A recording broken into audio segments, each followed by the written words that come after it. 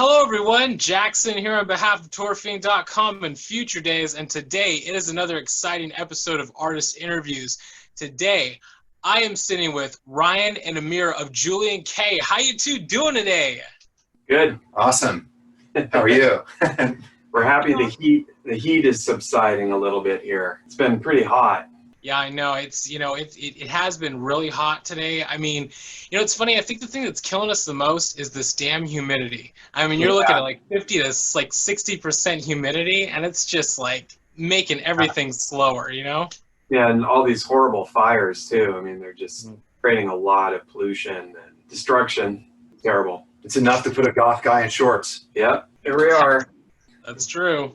Yeah, I know how you guys feel. I've been wearing shorts too, and I'm not really a flip-flop guy, but sometimes I'm wearing my flip-flops, just to get my laundry done and stuff like that. Yeah, so. you need those flip-flops with like the studs on them. That'd be great. Like high-heeled, like studded flip-flops for the goths. I know, right? But then I'd have to get my toes done, and that's a whole thing. So I don't know. We'll see. We'll see what happens. You never know. So today I'm going to ask you guys a couple of questions and see where it goes from here. You two ready to get into it? Sure. All right, here we go. What are 3 of your most memorable moments from your musical career? God, these questions are always so hard to answer because no one walks around with a little notebook and writing down their moments. You know what I mean? It's pretty tough because getting to do what we've done is filled with 1,000 incredible little, micro victories and failures. You know what I mean? It's really, really tough to figure out which moments on the roller coaster, are the moments, and I think it can kind of change sometimes because our experiences change. We get older, we learn more. I find myself revisiting times in our life where I kind of look back, when I think you and I were together, we went and saw Korn and the Deftones before Orgy. Mm-hmm. And we saw Korn and the Deftones play The Whiskey when they were both brand new. And they dropped a motherfucking bomb. And that may not have been like a hugely pivotal moment for me, but it was a time when I got to meet these guys. Like everyone was just friends. There wasn't the pressure of being an Orgy or having millions of albums sold or all the things that we kind of had to deal with later on. And I'm not complaining, but there's pressure that goes along with that kind of dilutes some of the fun sometimes. But you just get to see your other friends if they're just bringing this new music revolution, and you get to meet these guys that later on become, my longtime best friend and business partner. And who would have known back then that we would be literally operating a cash flowing, actually profitable music business in the time of COVID from our recording studios here in Long Beach, California, without being able to go on tour, without selling really any records.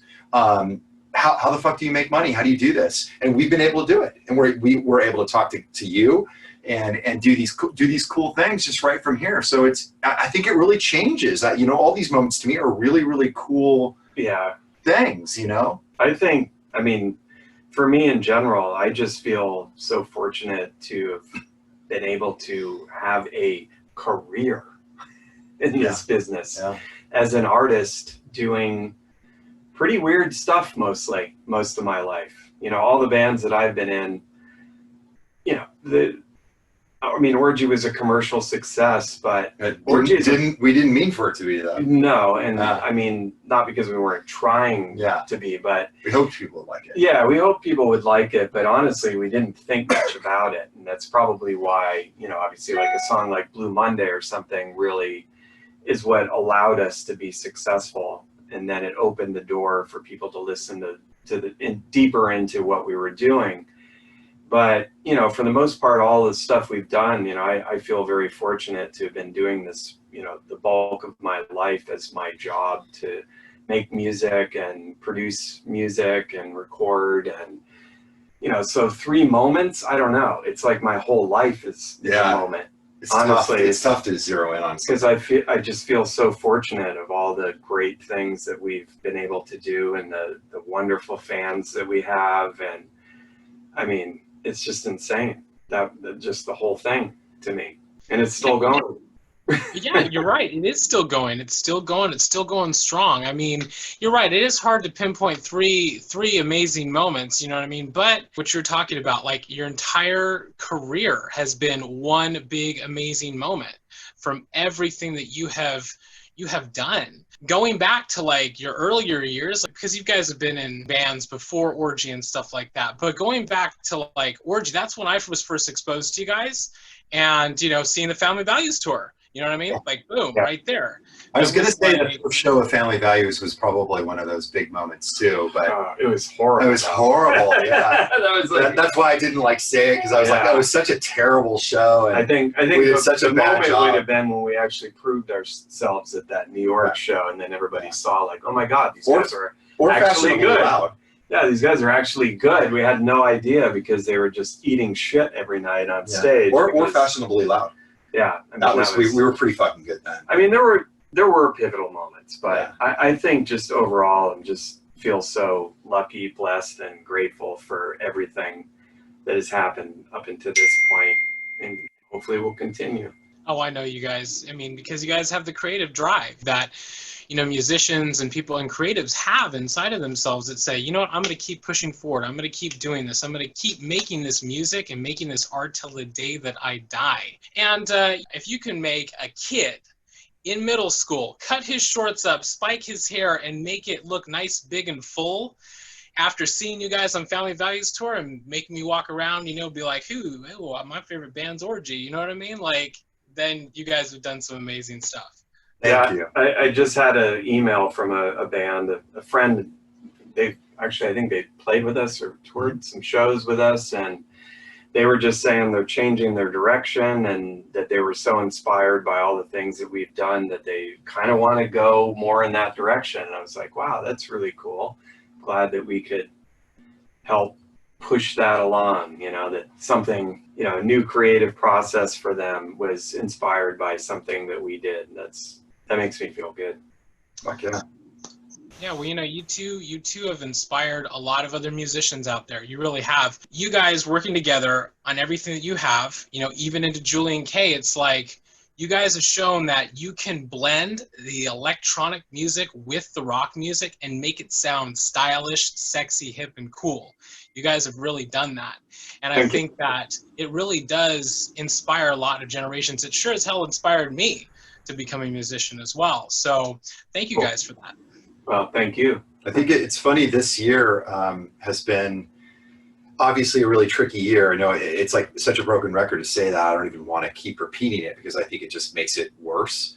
But for us, a strange thing has kind of happened that I've noticed. Julien-k is getting treated differently this year. We are getting talked to differently. The opportunities, the tours that we had before they kind of went away. And I know that, you know, when it comes back, it's going to come back for us. The tours that we had, everything was becoming different because I think the band finally really established ourselves. And I think this latest album, Harmonic Disruptor, really kind of put the flagpole down and said, like, look, we are all of this shit.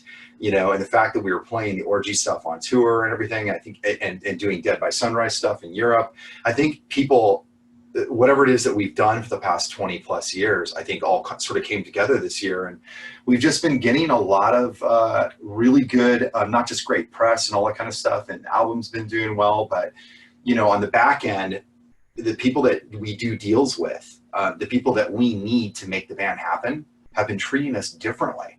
You know, they've been treating us like, you know, we did a big online streaming show, and the way that those people and that staff treated us was like, oh, Julien-k is coming in. They had all this extra stuff for us. They have all this stuff to make it great. Lots of preparation and all. That never really happened since we weren't in Orgy or weren't Dead by Sunrise, where you have these much bigger bands. We never got that kind of treatment, and we're kind of getting it on our own right now, which is really fucking cool.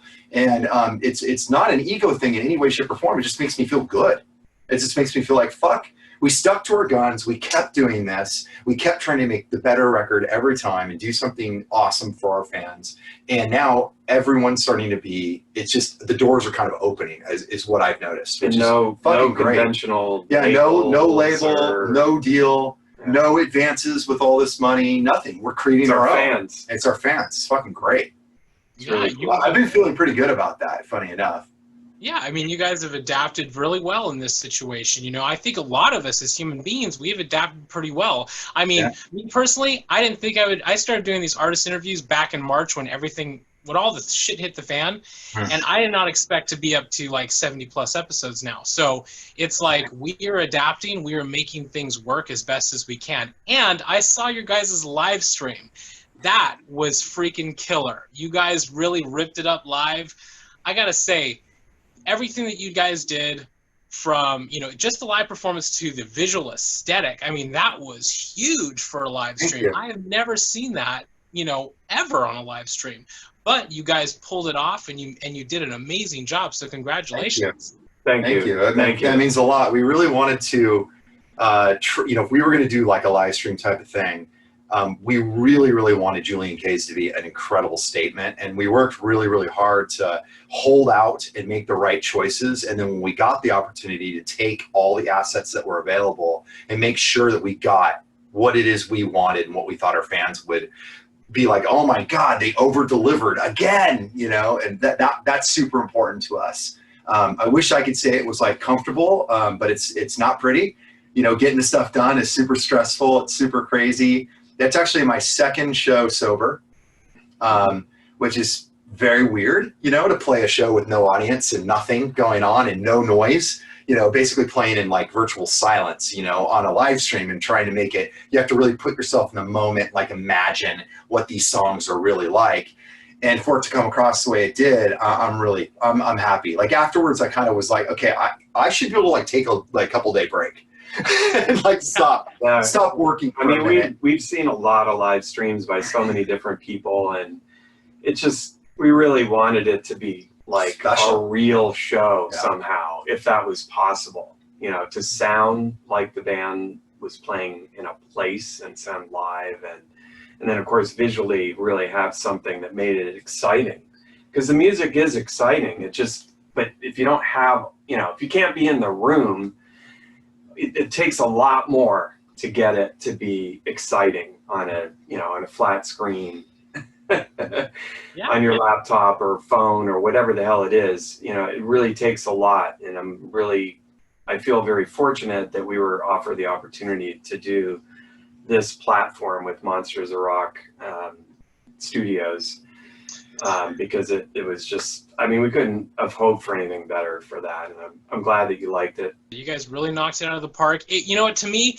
it brings me back to like seeing like Killing Joke playing like a live, you know, televised concert, you know what I mean, in front of an audience, you know what I mean? I love that. It's just like you had this whole big production, and it worked out super well for you guys. And you know what? I totally get where you're coming from, because for me, I do like live streams with our San Junipero and Nightwave events that we do for synthwave stuff. And, you know, we're used to playing in front of audiences, like, you know, a lot of people, like playing to them, getting them to come up on stage and dance. And then when you do this on live stream, no audience. But hey, I got my little tablet there and I get to see everybody's comments, you know what I mean? So at least you get something. So what would you say is your favorite album / EP that you've worked on? Working on Dead by Sunrise was really fun, because working with Chester was super fun. I mean, that was like a super like friendship, like summer camp type of vibe. But we were also doing Death to Analog at the same time, so it's kind of, which also had its goods and bads. I mean, honestly, the actual experience of doing it was great. Like doing Death to Analog and then doing the Dead by Sunrise album, virtually at the same time we were doing that, was really amazing, because at that point we were really just doing what we wanted to do, how we wanted to do it. With our friends. With Chester, with our friend. At that point, not even Warner Brothers was really involved. Chester was just like, fuck you guys, we're just doing whatever we want. I mean, we were kind of really operating outside of the box, and it was great. With like the biggest singer in the world. And just going, fuck everyone. Everything was created so organically, and there was, you know, there was no thought behind, like, you know, what's the label going to think about this? What is this? What's going to be a single? Oh my gosh, is this going to be on the radio? Yeah, we weren't really thinking. It was just really organic and really natural and really fun. Really helping Chester develop something that he had dreamt about doing for many years. And he was super excited about it too, which was fun. He was very excited about it. And then of course us doing our thing, I mean, we were just doing our thing. So And he was That was around to cool. sort of help He me was- kind of figure yeah. out how to be a singer, you know, or a better singer or a real singer. And that was fucking cool. You know? The thing that of course sucked was everything that happened afterwards. It's like yeah. the whole creative process and doing the records and all of that, but then of course everything got so mucked up afterwards. Labels come in, like producers come in, like all this shit that just, you know, really kind of ruined how all of that stuff rolls out. Our first album got delayed, and I mean, it was a big mess. And then the Dead by Sunrise record, there was all this political stuff that we had to go through to get the record out. And yeah, that part of it was not fun, and none of it went the way that any of us wanted it to. But the process of creating those records was probably some of the best times ever. Well, that's wonderful right there, because you had that like family unit, that friendship unit right there. You know, it's like you're creating with family. You know, and that right there is priceless. I mean, you can't buy that kind of thing. You know, it's like we all lived together too. It was really fun. Yeah, it was fun. It was seriously, it was Chester was summer camp. Chester was living here. It was fun when we did all of that. And Foo. Yeah, and Foo. And Amir lives 1 block away, so it's like we're here till 4 a.m. When you guys were, oh my god, keeping me up all night. It was an amazing time, and you know, honestly, when I look back on that, and I think we were already doing what we're doing now, but we had handcuffs on. Things, you know, we were handcuffed to these things, these labels and these companies and different things that we had no control over, unfortunately. But like Chester and what we were doing, we had the vision. You know, we saw that like we should be able to just do this because this is what we want to do as artists, not because somebody, you know, all these other entanglements and everybody thinking they know better than we do. And at the end of the day, they don't. They're just looking at this, you know, and they don't know what's best for artists or fans. Or fans. It's like, it's not what the fans want to hear. You know, we wanted to create an album that I think Chester's fans would like, and obviously the Julien-k record, we kind of got to do what we wanted to do. So there's no unhappiness about that. But some of the Dead by Sunrise record, I think, you know, we would have taken it I mean, we have demos of some of that stuff, and I listen to it every once in a while, and I'm just like, oh my God, this stuff kicks ass. It was so much more kick-ass before the label watered it down and like all this stuff. And it's still a great record, but it just sucks that we didn't get to take it where we wanted to take it. But hey, you live and you learn, and that's why we're here now. This is why we're doing the things the way that we're doing it now, because we don't want to play that game anymore. I would have loved to have heard your guys' the vision that you guys wanted to create. I would have loved to have heard that, because I think that, you know, like we were saying, it's like having that friend unit, that family unit. Like, you guys knew what you wanted to do. You guys knew that you wanted to take it farther and make it larger than it was. So, I mean, maybe one day, maybe, you never know. But you know, never say never, right? Yeah. Maybe one day I'll get to do the record the way that I had planned to do the record. That would be rad. Come back around. And you know what, too? Your guys' newest release you guys put out, Harmonic Disruptor, I absolutely love that album. It is amazing. And you guys have poured a lot of heart into that album, and it really is Julien-k. It is really you guys at its core. And you can tell that there are a lot of different influences that you guys put in there. Everything from the production to the way you guys, the creativity is just so magical on that. So I'd love to hear what you think are the influences. Well, as far as influences, I'm thinking like, okay, so I did mention earlier Killing Joke. So Killing Joke is one of those things that I could hear in there. Oh, I could also hear a little bit of, you can hear a little bit of Nine Inch Nails. You can hear some Ministry in there. You know what I mean? Sure. But it's like you get some of that early industrial, you know what I mean? That earlier Wax Trax kind of industrial sound. The part of your nail. Yeah. But it's you guys at its core. So it's like you guys, you had parts where you went really hard. You had parts where you went really dynamic. You had parts where you went really even cinematic with your guys' sound. And I think that it really worked out super well for you guys. Thank you. Thank you very much. It's awesome. What was the drive behind getting you guys into making music and performing? Initially, probably to meet girls. Same reason I think every guy does anything at all. What do you try to do something cool? That's what Gene Simmons says. Yeah, it's the truth. I mean, I loved music. I was an artist. I was a hairdresser, actually. I ended up becoming a professional hairdresser when I was old enough to get a job and do my thing. But I did that so that I would have time and be able to make money and make my own schedule and still be able to do music. So ever since I left home, I was kind of had an eye on making music, and I just didn't really know that you could make money doing it. I didn't know until Jonathan left my first band and joined Korn, and they played Blind and some other songs that I had a hand in writing, and I realized that, oh wow, you can make money being in a band.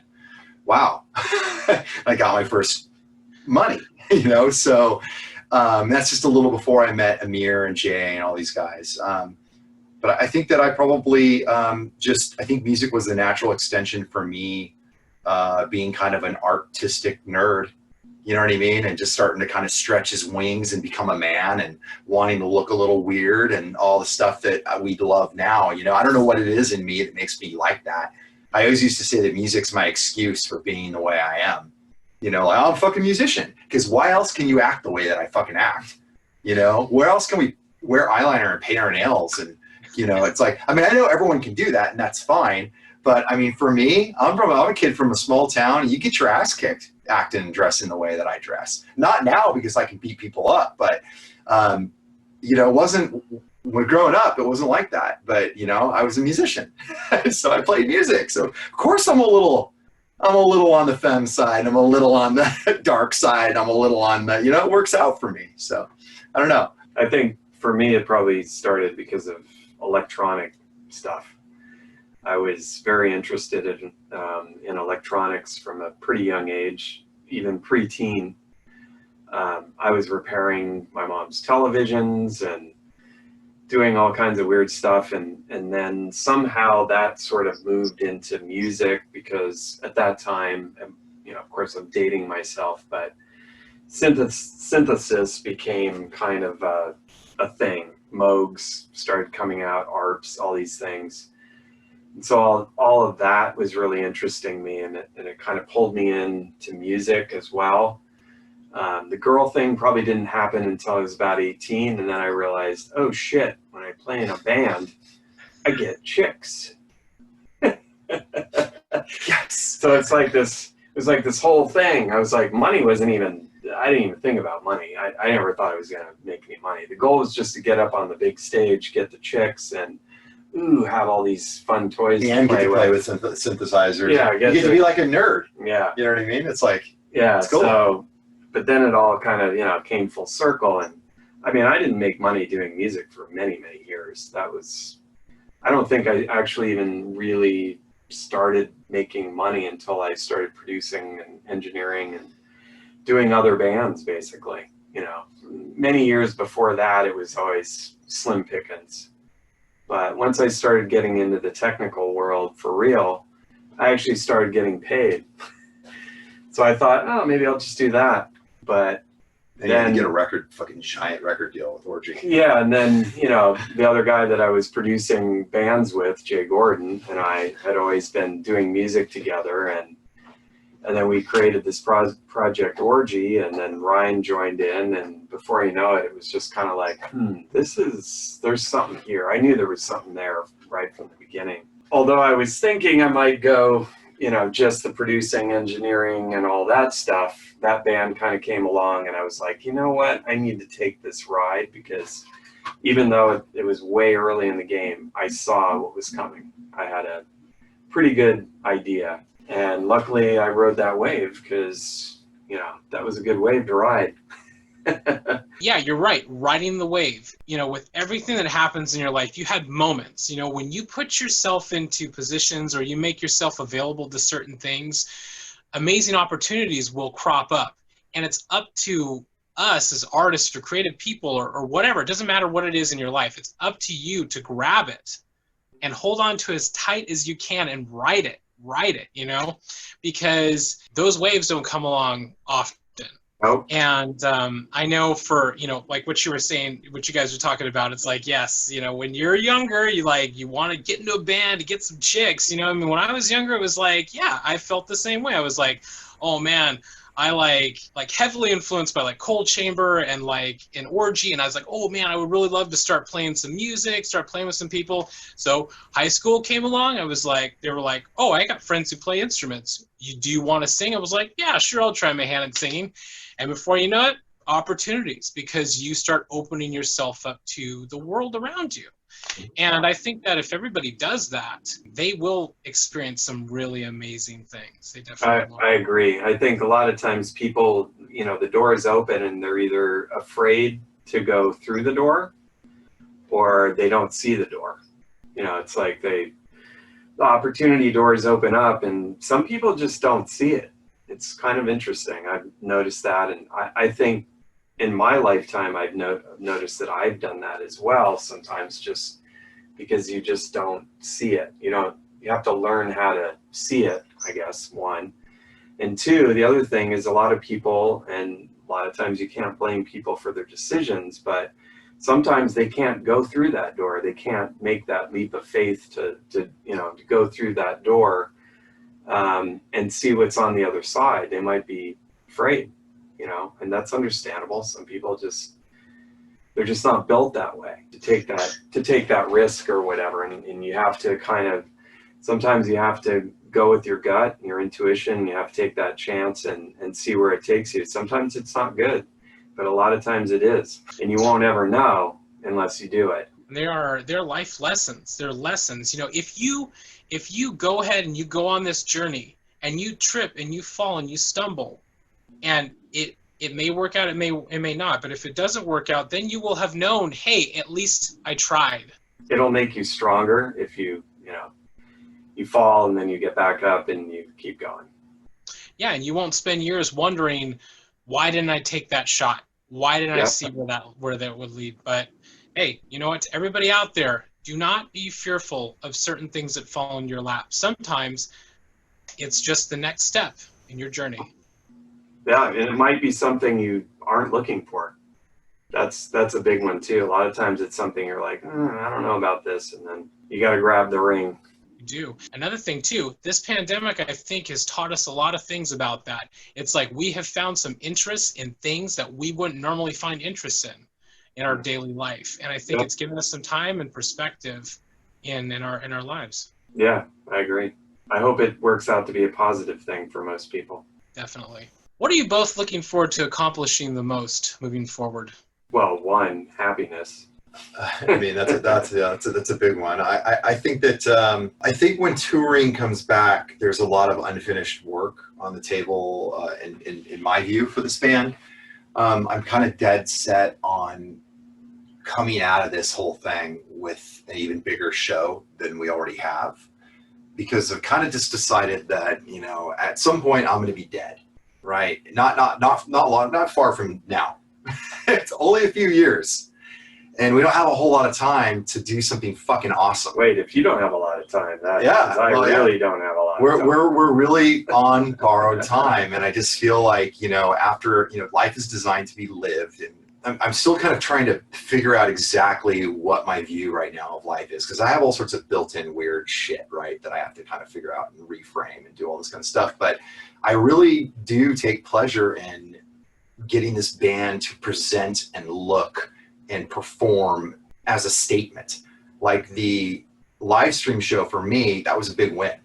That was like, that's the way I want the band to look. That's what I want happening, you know? And it just really made me think. I was like, fuck, you know, the herd is going to be thin after this. It's going to be tough. You know, it's going to be tough to come back.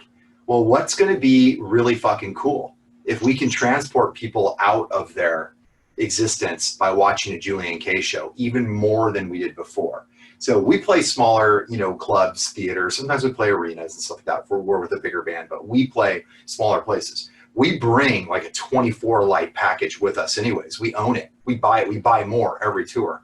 Well, now I'm my brain is kind of going like, well, fuck, how can we come out with even more, even though the crowds might be smaller? How can we over deliver in such a way that people are just like, oh my God, these guys didn't fucking stop for 1 minute.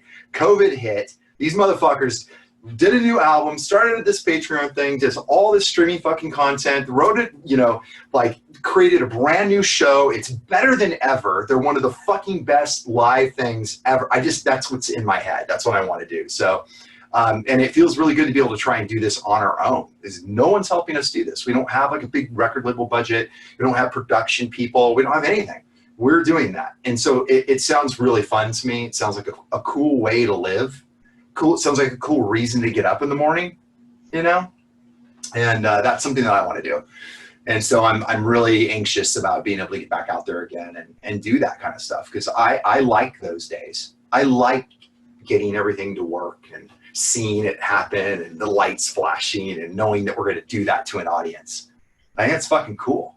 So that for me is something that I really want to accomplish. That's a big thing that I want this band to do. You know, for me, it's just really just enjoying life and enjoying being creative and just making the best out of all of it.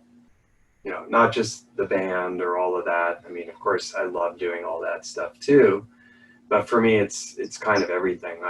I think for me, you know, I know Ryan loves more of the live element and all that, and I like it too. But I think for me, being able to create things from nothing is probably one of the most enjoyable things as an artist, is to be able to just, I don't know, just something from nothing.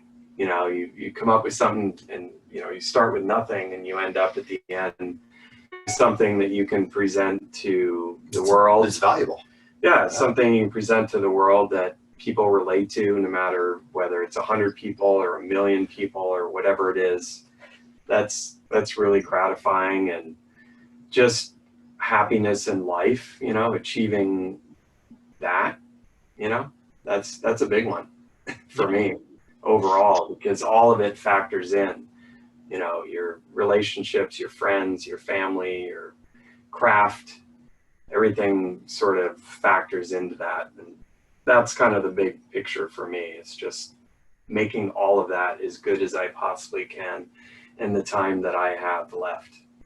Yeah, and you definitely both have good visions right there. You know what I mean? Like bringing everything together, making it whole, making it as beautiful as it can be. For your guys' music, bringing it to the next level, making it even more huge. Letting the audience live inside of your world, inside of your heads, and getting them to experience that beauty that is your sound.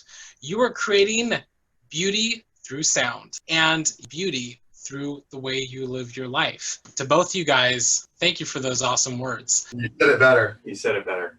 Yeah. And what positive message would you give your fans out there? I think we already gave a lot of positive messages. I would say that without them and without their generosity and their support, the band that they love wouldn't exist. And they should be really, really proud of themselves. They should feel really good about themselves for being literally patrons of the arts, people that help us artists survive and live and thrive. And they are just like we might be a reason that they got out of bed, they are a reason that we get out of bed, and they're one of the reasons that we want to do what we do. They make it worthwhile. If it was just us creating something from nothing for ourselves in a studio alone and we didn't get to share it with anyone, it's just not the same. I like creating as well. Like Amir said, that's another thing I love too, but I love the sharing part. Like I like to cook it up, but I love for people to eat it, you know? And I think that is, they should take a lot of joy in the fact that they are that special. And I would also just say that, this year is tough for a lot of people, us included, but you know what? It's not the end of the world. We're all going to make it through this. I've seen and talked to a lot of our fans in different ways that we've, been communicating with them, whether it be through regular social media or more privately through our Patreon. And it's pretty amazing to see how resilient everybody is through all of this. And obviously we're extremely grateful for the people that have been supporting us and the art that we do, but it's pretty amazing to see how they're surviving through all of this. And surprisingly, a lot of them are working just as much as they were before, you know, because you hear so much negativity, but yeah, there's actually a lot of people that are working, and there's, you know, the majority of people actually. Yeah, the majority of people are still working and doing stuff and being very positive, and that makes all of us feel good too, because to see that all these people are doing okay is nice. But yeah, I mean, as far as a positive message, I think, you know, just some of the things we were talking about earlier have just really, you know, taken the bull by the horns and going with it, you know. And I see a lot of people doing that, and our fans especially. You know, I see a lot of our fans really doing some amazing things. Not only for, I don't mean just for us, I mean for like our entire country and our world. And a lot of people do some pretty cool things that support us, our fans. You know, it's really interesting in this new way that everything is, which we've obviously completely embraced. Being able to communicate with fans on a very regular basis and learning about their lives and what they do. And it's always amazing, you know, to see some of these things that people do, and you're just like, wow, like that's so amazing. I'd like, thank you for doing these jobs, whether they're in the military or the medical field, or, you know, there's so many different areas, and of course all these other areas that are important too. But it's really interesting. I think there is a lot of good out there and a lot of positivity, and we're just really grateful for all of that too, you know. Exactly. Wise words, everybody, right here from Amir and Ryan. With everything going on in the world right now and everything happening, it's great to see that everybody is still working as hard as they can, helping where they can, and staying as creative as they can be. Even in the darkest hours, I think that is when people make the most amazing things, is when their backs are up against the wall. That's when they become the most creative, the most ingenious, and they really save the day as best as they can. To all the essential workers out there, to the people in the military, to the people in the medical field, scientists, everybody, thank you for all of your hard work. You know, me personally, I'm an essential worker, and I know sometimes it can get a little bit stressful, but I tend to just remember in my mind that, hey, this will get better. This is getting better. And every single day that we are doing all that we can to make it a better world, we are winning. Like, even, you know, I'm friends with my postman and stuff, you know, and I've thanked him many times. I'm just like, you know, just him being out there. I mean, he does have to interact with people on a daily basis. You know, it's like he's risking his life more than just the average person. You know, he has to go around and interact with people all day long, every single day except Sunday. And even though I think now some of them are even working all week, or any of these delivery people for that matter, whether they work for Amazon or whatever, you know what I mean? It's like, it's pretty amazing. Everybody is doing the best that they can right now. And, you know, really, it's just thank you guys so much for everything that you guys do. And I just want to say to you guys, both of you guys right here, you guys are amazing. You guys are creating some amazing stuff, and you guys are continuing to create and build an amazing world through your music and through your art. So thank you guys so much for taking the time to do this interview today. Thank you so much to everybody who took the time to tune in and watch us have this conversation. If you like this video, be sure to like and subscribe to our Fiend YouTube channel, as we have many more awesome artist interviews on the way, just like this one. Thank you, Amir and Ryan. I look forward to seeing you guys again very soon. Thank you so much, man. Thanks, bud. Cheers.